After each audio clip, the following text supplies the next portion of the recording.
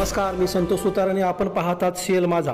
चंदगड स्थानिक स्वराज्य संस्थांसह गोकुळची निवडणूक ताकदीनं लढवणार असून त्यामध्ये नेत्यांपेक्षा कार्यकर्त्यांना संधी देणार असल्याचं सांगत आपण मतांच्या स्वरूपात माझ्यावर ठेवलेल्या विश्वासाला तडा जाऊ देणार नाही असा आमदार शिवाजी पाटील यांनी शड्डू ठोकलाय.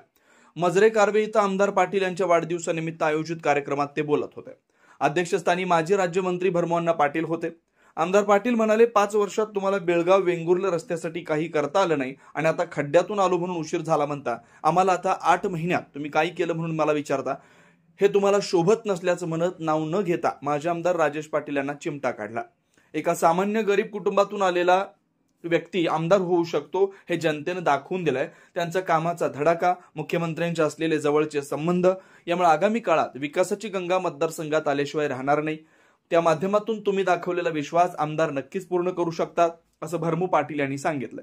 महाराष्ट्र एकीकरण तर्फे आमदार पाटील यांना अपंगासाठी भेट देण्यासाठी व्हीलचेअर भेट म्हणून देण्यात आल्या. तसेच नूल येथील दूध संस्थेचा ठराव आमदार यांच्या नावे मोकाशी यांनी जाहीर केला. महाराष्ट्र एकीकरण समितीचे नेते रमाकांत कोंडुसकर, गिरिजादेवी नेसरीकर, मायाप्पा पाटील, संग्राम देसाई, प्रीतम कापसे यांनी आपल्या भाषणातून आमदार शिवाजीराव पाटील यांना पुढील चांगल्या कार्यासाठी शुभेच्छा दिल्या.